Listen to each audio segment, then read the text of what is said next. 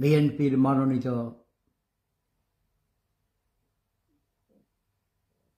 মহামান্য রাষ্ট্রপতি পদপ্রার্থী হিসেবে বিএনপির মহাসচিব, যিনি একজন শিক্ষক ছিলেন, রাজনীতিক ছিলেন, রাজনৈতিক পরিবারের সন্তান, যদিও তার বাবা সম্পর্কে অনেক কথা আছে। তিনি মহান মুক্তিযুদ্ধের বিরোধিতা করেছিলেন। কোনো এক সময়ে পাকিস্তানের, সম্ভবত পাকিস্তানের কৃষিমন্ত্রী ছিলেন। তো আমাদের আজকের মহামান্য রাষ্ট্রপতি হিসাবে বিজয়ী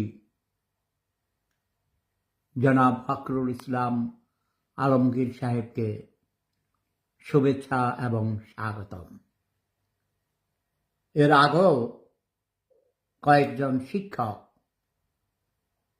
বাংলাদেশের মহামান্য রাষ্ট্রপতির পদ অলঙ্কৃত করেছেন। বঙ্গভবনে থাকার সৌভাগ্য হয়েছিল, যেমন প্রয়াত রাষ্ট্রপতি প্রফেসর ডক্টর বদরুদ্দোজা চৌধুরী, তিনি মেডিকেল সায়েন্সের প্রফেসর ছিলেন,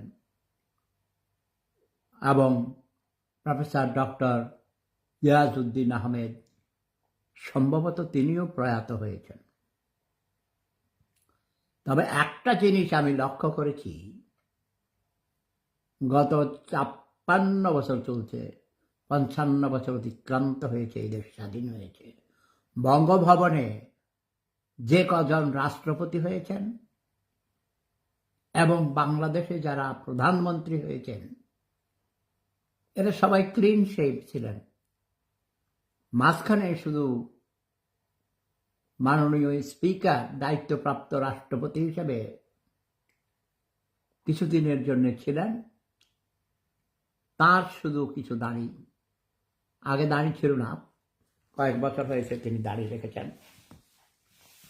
তো আমাদের একজন সব্যসাচী, কি সব্যসাচী বলা হয়, মানে জেন্টলম্যান রাজনীতিবিদ ফখরুল ইসলাম আলমগীর সাহেব, মির্জা ফখরুল ইসলাম আলমগীর সাহেব এখন একজন সজ্জন ব্যক্তি, এ জেন্টলম্যান। ঢাকা কলেজের শিক্ষক ছিলেন, ঢাকা বিশ্ববিদ্যালয়ের অর্থনীতি বিভাগের ছাত্র ছিলেন।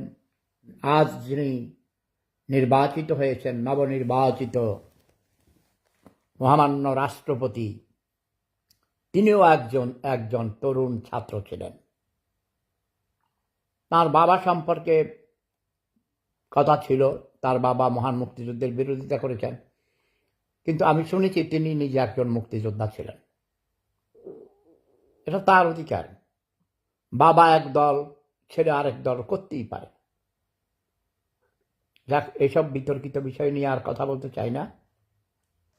দেশ স্বাধীন হওয়ার পরও আমি তাই বলেছিলাম, আসুন যুদ্ধ শেষ, আমরা দেশকে স্বাধীন করেছি, আমরা এই দেশকে গড়ে তুলি সবাই মিলে।